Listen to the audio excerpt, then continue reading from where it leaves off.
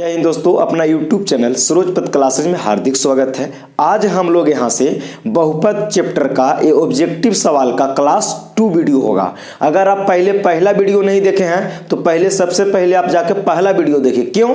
क्योंकि उसमें मैंने कॉन्सेप्ट भी दे रखा हूँ और आपको उसमें 10 गो ऑब्जेक्टिव सवाल भी मैंने वीवीआई करा दिया है। ठीक है, तो ये हम लोग का बहुपद का ऑब्जेक्टिव सवाल का ये दूसरा क्लास होगा और तब इस क्लास को आपको देखने में मजा भी आएगा, क्योंकि मैंने उसमें कॉन्सेप्ट भी सिखाया हूं और क्वेश्चन भी करवाया हूं और ये हम लोग का क्लास दूसरा वीडियो हो गया। तो चलिए लेट न करते हुए हम लोग इस क्वेश्चन का पहला सवाल देखते हैं कि क्या कहता है। ठीक है, देखिए पहला सवाल कहता है कि निम्नलिखित में कौन बहुपद है। निम्नलिखित में कौन बहुपद, ये 4 गो ऑप्शन दिए हैं, इन चारों ऑप्शन में से चुनना है कि कौन बहुपद होते हैं। तो मैं आपको एक बात बता रहा हूं, समझिएगा। बहुपद में वही संख्या होगा या कोई भी बहुपद में कैसे होगा और ना होगा, मैं उसका बता रहा हूं एक्सप्लेन। आप नोट में करके इस बात को लिख भी सकते हैं। अगर कोई भी चर राशि, अब बोलिएगा कि चर राशि का होता है तो ABCD के कोई भी अक्षर A से लेके Z तक सब चर राशि के अंतर्गत आते हैं। ठीक है, तो कोई भी चर राशि अगर रूट में हो, कोची में हो, रूट में हो, तो कभी भी बहुपद होने वाला नहीं है।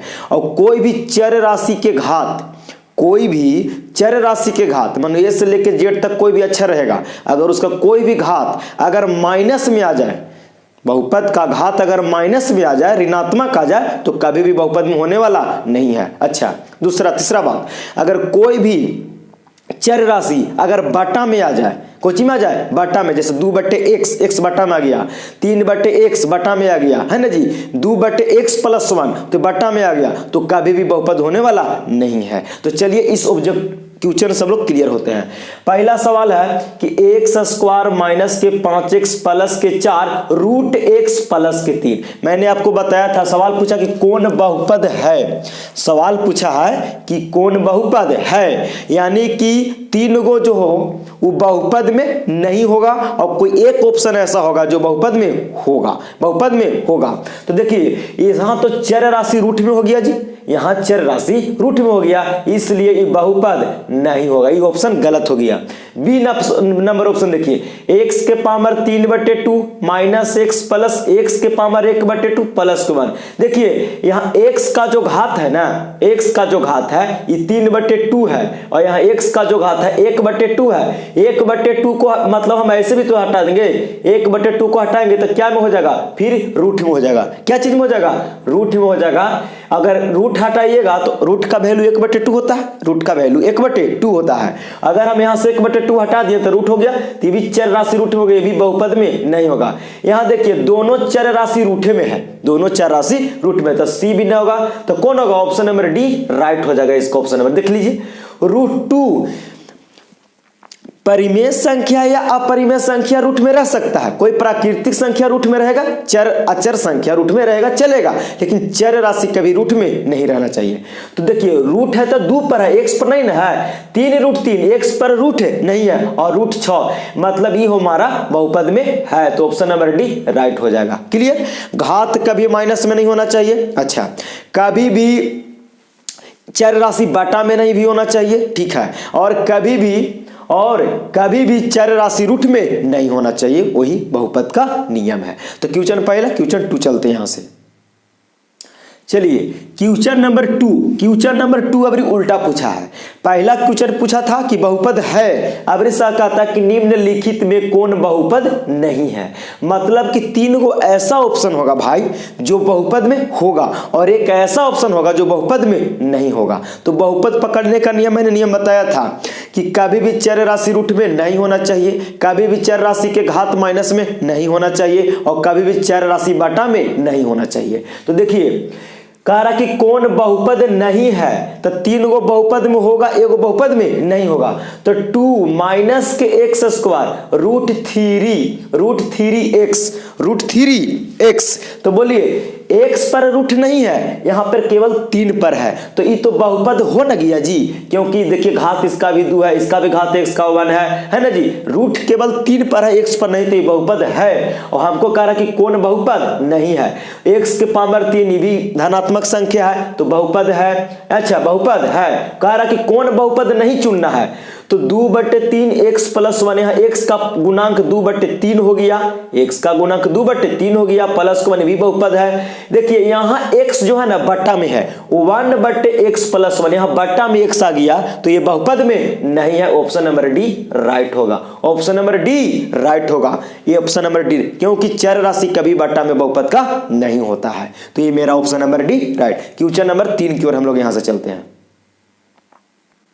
चलिए क्वेश्चन नंबर 3, क्वेश्चन नंबर 3 कहता है भैया कि निम्नलिखित में कौन बहुपद नहीं है। फिर वही चुनना है कि निम्नलिखित में कौन बहुपद नहीं है। मैं आपको यहाँ 3-4 सवाल करा दूंगा ताकि आपको परीक्षा में कंफ्यूजन ना हो, एकदम प्रैक्टिस कर लेना है दबा के। देखिए तो कहता कि कौन बहुपद नहीं है, x² प्लस के √3, x² प्लस के √3 अचर संख्या रूट में रहेगा चलेगा, और यहाँ x का पावर कितना है 2 है, तो x का पावर 2 धनात्मक है, तो ये बहुपद में है। और हमको कह रहा है कि कौन बहुपद नहीं है उसको चुनना है। ये बहुपद है, x का आगे है -5, x का गुणांक -5, ये भी बहुपद में है क्योंकि x का घात कुछ ना तो 1, ये भी धनात्मक है। तीसरी में देखिए 3x के पावर 5 प्लस x के पावर 1/2 और प्लस के 3, देखिए यही नहीं होगा बहुपद। क्यों? क्योंकि यहां से अगर हम इसको ऐसे भी तो या में करके लिख सकते हैं। देखिए 3x के पावर 5 प्लस √x प्लस के 3, अगर यहां से रूट हटाएंगे तो कितना हो जाएगा 1/2 दिया जाएगा, 1/2। और यहां देखिए x² प्लस के 4x प्लस के 4, ये तो बहुपद में है, यानी कि ऑप्शन नंबर डी जो है, ऑप्शन नंबर सी जो होगा ये बहुपद में नहीं होगा। क्यों कि 1/2 हटाएंगे पावर तो रूट में हो जाएगा, x कोचिंग हो जाएगा रूट में, और कभी भी चर राशि रूट में बहुपद में नहीं होता है, इसलिए बहुपद नहीं होगा, ऑप्शन नंबर सी राइट हो जाएगा। क्वेश्चन 3 हो गया। क्वेश्चन नंबर 4 की ओर चलते हैं। एकदम मजा आएगा, वीडियो में शुरू से अंत तक देखिए, कभी भी ऑब्जेक्टिव यहां से सवाल छूटने वाला आपको परीक्षा में नहीं है। चलिए क्वेश्चन नंबर हम लोग 4 पे आ गए। क्वेश्चन नंबर सवाल बहुत बढ़िया है। देखिए कहता कि यदि बहुपद x² माइनस के 9x प्लस के a के मूलों का गुणनफल 8 है, मूलों का गुणनफल 8 है, तो a का मान है, तो a का मान है। मूल बोलिए या शून्यक बोलिए, कोई दिक्कत नहीं है। तो कहता कि इस बहुपद का मूलों का गुणनफल, मूलों का गुणनफल मानते थे एगो के अल्फा एगो के बीटा, तो अल्फा इंटू बीटा होता है फार्मूला c/a, और अल्फा प्लस बीटा मानो शून्यकों का योगफल और शून्यकों का गुणनफल, तो मूल भी बोल सकते हैं, कोई दिक्कत नहीं है। तो अल्फा प्लस बीटा बराबर माइनस के b/a और अल्फा इंटू बीटा बराबर c/a। तो इस बहुपद को पहले नीचे लिखिए, x² माइनस के 9x प्लस के a है, तो यहां से a का मान 1 होगा, x² के आगे कुछ ना तो a, x² के आगे a का गुणांक, यहाँ b का मान x के आगे वाला गुणांक, तो ये यहाँ b का मान -9 होगा, और c का मान यहाँ से अचर पद यानी कि a हो जाएगा, कोई दिक्कत नहीं। a का मान यहाँ से x का गुणांक b होता है और c होता है अचर पद a, c का मान a हो गया। कहता है कि मूलों का गुणनफल यानी कि alpha into beta, alpha into beta c/a formula होता है, अल्फा इंटू बीटा बराबर c/a होता है। अल्फा इंटू बीटा मानो मूलों का गुणनफल कितना दिया सवाल में 8 दिया है, तो अल्फा इंटू बीटा के जगह पर 8 रख देंगे बराबर c/a। तो c के मान कितना है a, देखिए c का मान a है, तो c के जगह पर a का मान कितना, तो a का मान यहाँ से 1 है, तो कितना रख देंगे 1, और 8 के नीचे कुछ ना तो 1। अब यहाँ से तिरछा तिरछी गुना करिए, बाई क्रॉस मल्टीप्लिकेशन, तो a से 1 में गुना कीजिएगा, a से 1 में तो a रह जाएगा बराबर 8 से 1 में कीजिएगा तो 8। a का मान पूछ रहा था कि a का मान बताएं, तो a का मान कितना आ गया 8, तो ऑप्शन नंबर सी राइट होगा, ऑप्शन नंबर सी राइट होगा। क्लियर हुआ। क्वेश्चन नंबर हम 5 की ओर बढ़ते हैं आगे। क्वेश्चन नंबर 5, क्वेश्चन नंबर 5 कहता है कि द्विघात बहुपद x² प्लस के 3x प्लस के 2 के शून्यक है। तो इसका देखिए शून्यक क्या होगा 2 होगा, क्यों? क्योंकि द्विघात बहुपद का शून्यक 2 होता है, क्यों? क्योंकि इसका घात 2 है, तो इसका शून्यक भी क्या होगा 2 होगा। हम बोले थे ना कि घात के ऊपर निर्भर करता है शून्यकों की संख्या। रैखिक बहुपद के शून्यकों की संख्या 1 होता था, द्विघात बहुपद के शून्यकों की संख्या 2 होता था, त्रिघात बहुपद के शून्यकों की संख्या 3 होता था। तो कहता किसका शून्यक, तो इसका पहले इस द्विघात बहुपद को लिखिए x² प्लस के 3x प्लस के 2 शून्यक निकालना है तो जीरो से तुलना करते थे। किसको से? जीरो से तुलना करते थे। इसको गुणनखंड तोड़िए, 2 से x स्क्वायर में गुना कीजिएगा तो 2x स्क्वायर, ऐसे ना फास्ट इंटू लास्ट करते थे। अब इसको ऐसे दो भाग में तोड़ना है इसको कि जोड़ने से 3x और गुना करने से 2x स्क्वायर। तो ऐसे इसको लिख सकते हैं 2x प्लस x, बोलिए 2x प्लस x जोड़ेंगे तो 3x भी हो जाएगा और 2 से x में गुना करेंगे 2x से x में तो 2x स्क्वायर हो जाएगा, यानी x स्क्वायर प्लस के 2x प्लस के x प्लस के 2 बराबर 0। देखिए 3x को जोड़े घटावे से होना चाहिए 3x, तो 2x प्लस के x 3x और 2x से x में गुना कीजिएगा तो 2x स्क्वायर भी दे देगा। यहां से भी दो में कॉमन कीजिए, यहां से भी कॉमन कीजिए, तीन दोनों में से x कॉमन होगा तो x बाहर, दो में से एगो बाहर तो एगो बच गया प्लस, यहां से x कॉमन तो बचा केवल 2, अच्छा प्लस, इन दोनों में कुछ ना कॉमन तो 1 हो जाएगा, यहां बचेगा x प्लस 2 बराबर में 0। अब यहां से दो के बदला में क्या गो लेते थे? एगो, हालांकि दोनों में से कोई एगो कॉमन कर लिए और x प्लस 1 को एक साथे करेंगे, x प्लस 1 को एक साथे बराबर में 0। अब दोनों के बारी बारी से 0 से तुलना करेंगे तो x प्लस 2 बराबर 0, तो x बराबर 2 है, प्लस में उधर जाएगा तो माइनस में, x प्लस 1 बराबर 0, x बराबर 1 है, प्लस में इधर जाएगा तो माइनस में, तो x का मान यहाँ से एगो -2 और एगो -1, दोनों का मान माइनस में आया। x का मान -2 माइनस से कौन में है जी? -1 -2, ऑप्शन नंबर ए राइट हो जाएगा, ऑप्शन नंबर ए राइट हो जाएगा। अगर आपको जांच करना है कि सही है कि गलत तो x के मान बारी बारी से इसको में पूरा बहुपद में रखिए, इसको हल कीजिएगा ना तो 0 आएगा। कितना आएगा? 0 आएगा। तो क्लियर चेक हो जाएगा आपको कि शून्यक है कि नहीं। चलिए क्वेश्चन नंबर आगे बढ़ते हैं छठा पे। चलिए क्वेश्चन नंबर छठा बहुत शानदार है सवाल, इसको हम लोग समझेंगे। ये 2 नंबर में भी पूछता है और ऑब्जेक्टिव में भी हमेशा पूछता है बिहार बोर्ड। देखिए कहता है कि निम्न में से किस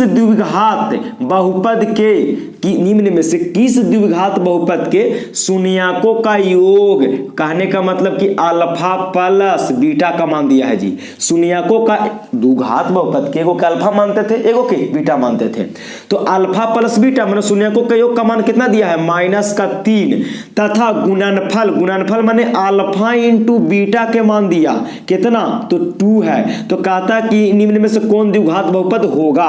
तो द्विघात बहुपद निकालने के सूत्र क्या बताए थे कि k into x square minus alpha plus beta into में x plus alpha into beta, यही ना बताए थे।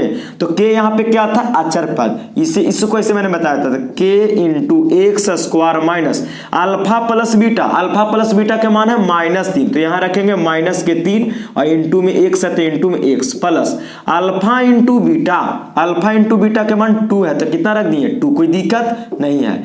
अच्छा k तो हट जाएगा क्योंकि अचर पद अगर मान लो कि कोई बटा में भिन्न के जोड़ बनता तो बटा में आता तो अचर पद हट जाता, और यहाँ पे नहीं आया तो ऐसे भी किए अचर पद ऐसे रहेगा, कोई दिक्कत नहीं है। तो इसको हल करेंगे तो एक्स स्क्वायर माइनस प्लस और 3 से x में गुना करेंगे 3x और प्लस के 2। देखिए यही हो गया मेरा द्विघात बहुपद, एक्स स्क्वायर माइनस प्लस और 3 से x में करेंगे 3x और प्लस के 2, तो एक्स स्क्वायर प्लस के 3x प्लस के 2 कौन सा option? Option number A right हो जाएगा, option number A right. Question 6 हो गया। क्वेश्चन नंबर 7 की ओर बढ़ते हैं। चलिए क्वेश्चन नंबर 7 है। क्वेश्चन नंबर 7 भी मैंने ऐसा सवाल आपको पीछे बताया, प्रैक्टिस के लिए फिर सवाल आ गया दोबारा। यदि p ऑफ x बराबर एक्स स्क्वायर माइनस के 3x माइनस के 4 एक्स स्क्वायर माइनस के 3x माइनस के 4, तो p ऑफ x का एक शून्य ज्ञात कीजिए।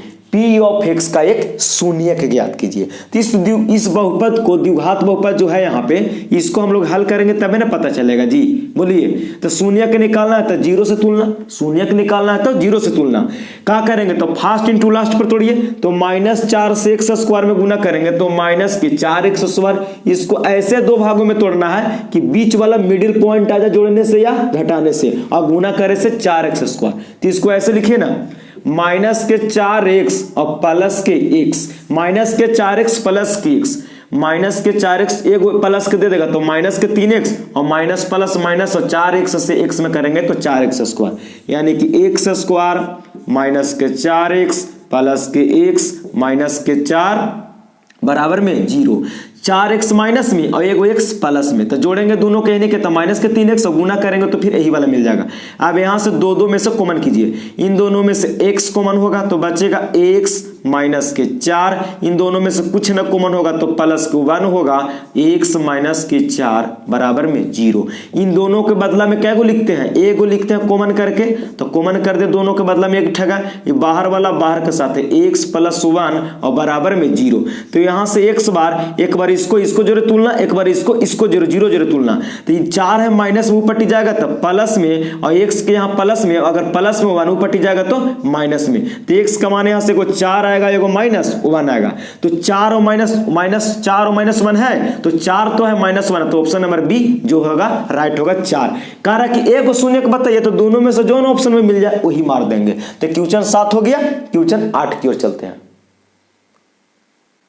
आइए क्वेश्चन नंबर 8, क्वेश्चन नंबर 8 देखिए, यदि बहुपद p ऑफ x बराबर x स्क्वायर माइनस के 2x माइनस के 6 के शून्यक एगो अल्फा एगो बीटा हो। देखिए जी द्विघात बहुपद है भैया, तो शून्यक एगो अल्फा होगा एगो बीटा मान लेते थे हम लोग, तो यहाँ दिया कि शून्यक अल्फा बीटा हो तो अल्फा इंटू बीटा का मान होगा, अल्फा इंटू बीटा मैंने दोनों शून्यकों का गुणनफल बताना है, दोनों शून्यकों का गुणनफल। तो कैसे होगा, तो देखिए यहाँ से हम लोग कैसे करेंगे, यहाँ से x स्क्वायर के आगे कुछ ना गुणांक तो 1 है, x का गुणांक -2, c यहाँ पे अचर पद है, तो a b c का मान इसको में से लिखिए ना, इस बहुपद में से लिख लीजिए a b c का मान, तो a का मान कितना, a होता है x स्क्वायर के गुणांक, x स्क्वायर का गुणांक 1 हो जाएगा, b का गुणांक कितना होगा, b का गुणांक b का मान, तो x का गुणन, x का मान यहाँ से -2 हो जाएगा, c का मान कितना होगा, तो c होता है अचर पद है यहाँ से -6, तो अल्फा इंटू बीटा का मानना चाहिए, तो अल्फा इंटू बीटा बराबर फार्मूला c/a होता है, तो अल्फा इंटू बीटा का मान चाहिए, तो अल्फा इंटू बीटा बराबर c/a, तो c का मान देखिए यहाँ से मैंने अभी तुरंत सब निकाला, तो c का मान कितना -6 बटा a का मान यहाँ से 1, तो 1 से 6 में भागा दीजिएगा, 1 से -6 में भागा दीजिएगा तो -6 आ जाएगा, यानी कि मेरा -6 आंसर होगा, तो -6 ऑप्शन नंबर बी राइट हो जाएगा, option number B right. Question आगे की ओर बढ़ते हैं, सभी सवाल को हम लोग करते चलेंगे। चलिए क्वेश्चन नंबर 9, क्वेश्चन नंबर 9 कहता है, बहुत बढ़िया सवाल है, देखिएगा ध्यान से कि p का मान जिसके लिए बहुपद, कितना बहुपद है जी, तो x³ plus 4x square minus के px प्लस के 8 पूर्णतया x माइनस 2 से विभाज्य है। कहने का मतलब कि x माइनस 2 से इतना बहुपद में जब भागा देंगे तो पूरा भागा लग जाएगा, पूरा भागा लग जाएगा, मतलब कि शेषफल कितना बचने वाला है, 0 बचने वाला है। कितना बचने वाला है, 0 जब बचने वाला है तब ना पूरा विभाज्य जी कट जाता है, किसको से, x माइनस 2 से विभाज्य है, x माइनस 2 से भागा देंगे इसको में तो पूरा कट जाएगा, तो इसको जब विभाज्य है तो शून्यक न बन जाएगा, यानी कि इसको हम 0 के बराबर करेंगे, x माइनस 2 बराबर 0 करेंगे, इसको से विभाज्य तो इसी के बराबर 0 करेंगे क्योंकि शेषफल 0 बचेगा इसलिए। अच्छा तो x का मान यहां से निकालिए ना भैया, तो x का मान कितना होगा, 0 2 है माइनस में इधर आएगा तो प्लस में, तो 0 में 2 जुड़ेगा तो x के मान 2 आ गया, x के मान 2 आ गया। अब x के मान जो 2 आया इसको में रख दीजिए, तो इसको में रखिए, तो देखिए इसी बहुपद में यहाँ नीचे रख के बताते हैं, x के जगह पर कितना रखिएगा 2, तो हो जाएगा 2 का क्यू प्लस 4, x के जगह पर 2 रखना है तो 2 का स्क्वायर माइनस p, x के जगह पर 2 रखना है तो गुने में 2 प्लस के 8 है ना जी, और बराबर में क्या चीज 0, बराबर में 0 देंगे। तो चलिए इसको हल करते हैं, 2 का क्यू कितना होता है 8, 2 का क्यू 8 हो जाएगा, प्लस 4 2 का स्क्वायर 4 हो जाएगा। अच्छा 2 से p में गुना कीजिएगा तो प्लस माइनस के 2p और प्लस के 8 बराबर में 0 हो जाएगा। तो देखिए 8 प्लस 4 चौके 16 माइनस के 2p प्लस के 8 बराबर में 0, तो 16 8 24 और 8 कितना, तो 32 माइनस के 2p बराबर में 0, 32 से प्लस में ऊपर जाएगा तो माइनस में, तो माइनस के 2p और 0 माइनस 32, तो माइनस के 2p 0 में से 32 घटाएंगे माइनस के 32, इधरों देखिए p बराबर हो जाएगा माइनस के 32 बट्टे में माइनस के 2, 2 है, पी जोड़े -2 गुना में था, भागा में चले गए नीचे, तो माइनस से माइनस कट जाएगा और 2 से 32 16 बार में, तो पी का मान यहां से कितना आएगा, तो पी का मान 16। ऑप्शन नंबर कौन में है जी, तो यहां से भैया ऑप्शन नंबर डी राइट हो जाएगा, ऑप्शन नंबर डी राइट होगा। बोला था सवाल में कि x - 2 से विभाज्य है, मतलब कि x - 2 से इस बहुपद में जब हम भागा देंगे तो पूरा पूरा कट जाएगा, इसलिए इसको हम लोग 0 से तुलना कर दिए, तो x का मान यहां से निकाल लिए और कह रहा था ना कि p का मान बताइए, तो x का मान क्या किए कि इस बहुपद में रख दिए, इस बहुपद में, तो इस बहुपद में रख दिए और पूर्णतः विभाज्य है, मैंने इसका शेषफल 0 आएगा, इसलिए मैंने 0 से तुलना कर दिया, तो यहां से p का मान 16, option number D right. Question आगे चलते हैं नेक्स्ट क्वेश्चन पे, क्वेश्चन नंबर 10 हो जाएगा। आइए क्वेश्चन नंबर 10 पे, तो क्वेश्चन नंबर 10 कहता है कि बहुपद y के पावर 3 - 2y के पावर 2 माइनस के रूट 3y प्लस के 1/2 का घात होगा।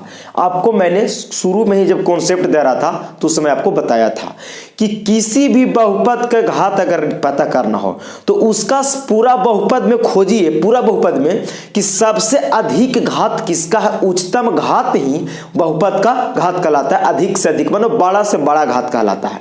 तो देखिए, तो इस बहुपद जो यहां दिया गया है, इस बहुपद में सबसे बड़ा घात किसका है, तो यहाँ पे सबसे बड़ा घात 3 है, यहाँ पे घात 2 है, यहाँ पे घात कुछ ना तो 1 है इसका, ये y का, तो सबसे बड़ा घात कौन है, 3, तो ऑप्शन नंबर 3 में कौन है, ऑप्शन नंबर 3 है, तो ऑप्शन नंबर सी में होगा। देखिए ऑप्शन नंबर सी में 3 है, ऑप्शन नंबर सी राइट हो जाएगा। जो बहुपद में सबसे बड़ा घात होता है यानी उच्चतम घात, बड़ा से बड़ा, अधिक से अधिक, कोई बहुपद का घात कहलाता है, तो ऑप्शन नंबर सी राइट हो जाएगा 3।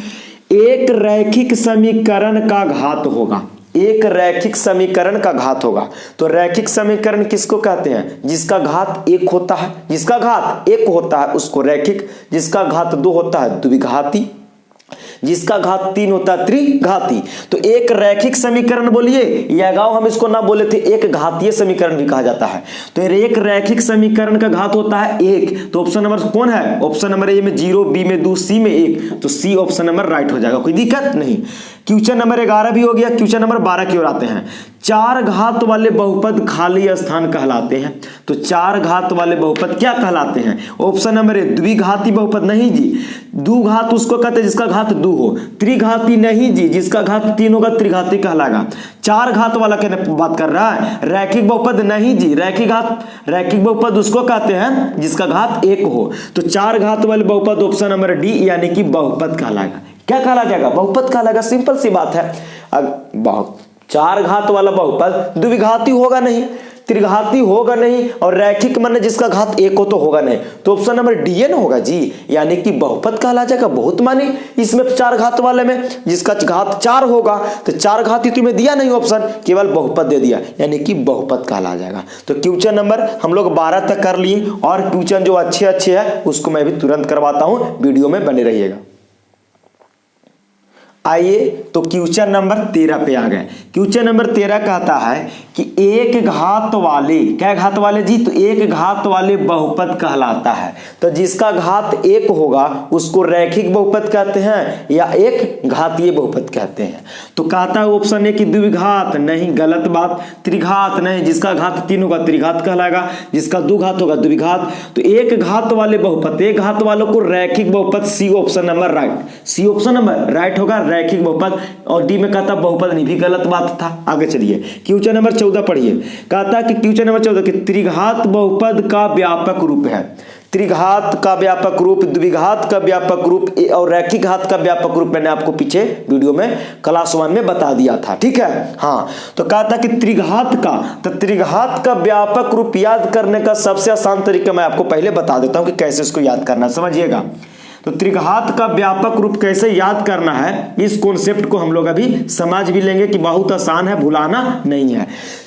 त्रिघात बोला है तो टोटल सबसे बड़ा घात कितना होगा, 3 होगा। तो कैसे लिखना, देखिए पहले इसको लिखने का तरीका समझिए। पहले ए लिखना है, क्या लिखना है, पहले ए लिखना है, फिर बी लिखना है, फिर सी लिखना है, फिर डी लिख देना है। त्रिघात पूछेगा कि त्रिघात का व्यापक रूप, तो पहले आपको इतना काम करना है, ए बी सी डी तक जाना है, लगातार ए बी सी डी तक जाना है और सब के बीच में प्लस का चिन्ह दे दीजिए, सबका बीच में प्लस का चिन्ह दे दीजिए। अब कैसे लिखना तो उसको समझिए। त्रिघात बोला है ना, क्या बोला है? त्रिघात। तो सबसे पहले x के पावर 3 लगाइए, तो शुरू में लगाइए x के पावर 3, फिर b में लगाइए x के पावर 2 और c में लगाइए x, c में लगाइए x। देखिए सबसे पहले बड़ा घात, फिर 3 के बाद छोटा घात, फिर 2 के बाद घात x का, यहाँ पे कुछ ना तो 1 है और d होता है अचर पद। तो यही हो गया त्रिघात का व्यापक रूप। तो ax³ प्लस bx² प्लस के cx प्लस के d, option number C right हो जाएगा, ऑप्शन नंबर सी राइट हो जाएगा। ये भी नहीं होगा, ये तो किसका होता है? ये तो द्विघात का व्यापक रूप हो गया, द्विघात का है ना जी, ये इसलिए ही त्रिघात का, इसका घात 4 है, तो ये भी ऑप्शन नंबर गलत। ऑप्शन नंबर डी में दिया था ये वाला, ये भी गलत होगा, क्योंकि त्रिघात बोला तो घात इसका सबसे मैक्सिमम घात, अधिकतम घात 3 होगा। क्लियर? हाँ, याद कैसे करना है त्रिघात का व्यापक रूप? तो पहले ए बी सी डी लिखना है और सबके बीच में प्लस का चिन्ह लगा देना है, फिर सबसे बड़ा घात देके चलना है। तो x के पावर 3 लिखेंगे, फिर x के पावर 2, फिर x के पावर 1 लिख देंगे और d अचर होता है। आगे क्वेश्चन नंबर 15 पर आते हैं। एक त्रिघात बहुपद के शून्यकों की अधिकतम संख्या है। एक त्रिघात बहुपद जिसका घात कितना होगा? 3 होगा। तो बोलिए कौन होगा त्रिघात? तो जब घात 3 होगा तो शून्यकों की संख्या भी भैया 3 होगा। घात जितना घात उतना शून्यक भी होता है। तो यहां से ऑप्शन ए गलत, ऑप्शन बी भी गलत, क्योंकि त्रिघात बहुपद के घात 3 होते हैं तो शून्यकों की अधिकतम संख्या 3 होगा, ऑप्शन नंबर सी राइट हो जाएगा। तो क्वेश्चन 15 क्लियर हुआ, तो क्वेश्चन नंबर 15 क्लियर हुआ। आइए और 1-2 सवाल करते हैं, इसके बाद हम समाप्त करते हैं। आइए क्वेश्चन नंबर 16 पे। तो क्वेश्चन नंबर 16 कहता है कि घात n के किसी बहुपद, घात n के किसी बहुपद के शून्यकों की अधिकतम संख्या है। देखिए जी n घात वाला बहुपद है भैया, कितना? तो बोलिए रहा सवाल कि घात n के किसी बहुपद के शून्यकों की अधिकतम संख्या।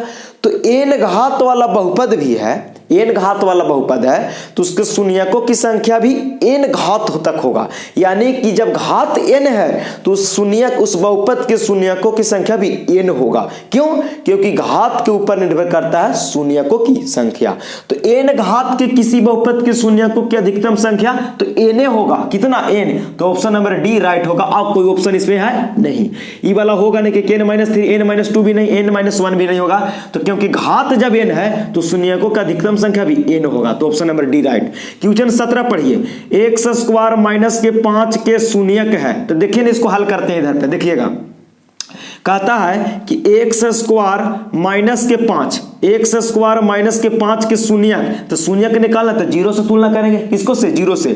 x² 5 है, माइनस ऊपर टी जाएगा 0 0 तो प्लस में स्क्वायर हटाते हैं तो कुछ चढ़ता है रूट, स्क्वायर हटा देंगे तो 5 पर रूट, और रूट के आगे प्लस में भी और माइनस में भी। तो यहां से x का मान क्या क्या आएगा? एक बार प्लस के 5 और एक बार माइनस के रूट 5। तो ऑप्शन नंबर डी राइट हो जाएगा, √5 माइनस के √5, और ये सब ऑप्शन क्या हो जाएगा? गलत हो जाएगा। क्वेश्चन नंबर 18 देखिए। यदि x माइनस a f(x) का गुणनखंड है, f(x) का मतलब कि कोई एक बहुपद होगा, तो x माइनस a जो है ना f(x) का एक गुणनखंड है, तब fa बराबर क्या होगा? देखिए भैया, तो जब गुणनखंड हो ये जाएगा तो fa का मान क्या होगा? 0 होगा। सिंपल सी बात है, यही बात होगा। तो 0 कौन ऑप्शन है? ऑप्शन नंबर ए सही हो जाएगा, 0। क्या? 0। क्यों? क्योंकि यदि x माइनस जो a है f(x) का गुणनखंड है, f(x) का गुणनखंड माने पूरा विभाजित है, तो शेषफल क्या बचने वाला है? 0 बचने वाला। सिंपल सी बात है। तो a का जो आएगा मान, x बराबर यहां से a का मान आएगा, 0 तुलना कीजिएगा, तो a का मान रखिएगा फिर गुणनखंड में, बहुपद में, तो क्या आएगा? 0 आएगा। सिंपल सी बात है, इसलिए ऑप्शन नंबर ए राइट हो गया। तो क्वेश्चन इसमें हम लोग टोटल 18 कर लिए। ये बहुपद का दूसरा वीडियो समाप्त होता है। और अगर आप बहुपद का पहला वीडियो नहीं देखे हैं तो सबसे पहले आप जाके बहुपद का पहला वीडियो देखें, उसमें मैंने कॉन्सेप्ट भी दिया है और 10 ऑब्जेक्टिव उसमें किया, और इस वीडियो में मैंने टोटल 18 ऑब्जेक्टिव आप लोगों को करवाया। 18 और 10 28 ऑब्जेक्टिव हो गए। इससे बाहर बिहार बोर्ड बिल्कुल नहीं पूछ सकता। मैं आपको गारंटी के साथ देता हूं कि जितना सवाल मैंने आपको प्रैक्टिस करवाया हूं, इससे बाहर नहीं आएगा, मैं आपको दावा के साथ ठोक के कहता हूं। क्यों? क्योंकि मैंने कॉन्सेप्ट भी आपको दिया हूं, अगर देगा भी सवाल तो कॉन्सेप्ट से आप उसको रगड़ डालिएगा पेन से, ठीक है। हाँ, तो आज तक इतना, और अगले वीडियो में मैंने 2 चर वाले रैखिक समीकरण को ऑब्जेक्टिव लेके आऊंगा, और इस वीडियो में बने भी रहना है, कोई दिक्कत नहीं। अगर अब आपको वीडियो अच्छा लगता है तो चैनल को सब्सक्राइब कर लीजिए, एकदम दिल से सब्सक्राइब कीजिएगा, और दोस्तों में शेयर कर दीजिए, और बेल आइकन भी दबा लीजिए, ताकि मैं जब भी वीडियो डालूं तो आपको पास नोटिफिकेशन अवश्य जाएगा, ठीक है। चलिए, तो नेक्स्ट वीडियो में अगले दिन मिलते हैं। जय हिंद।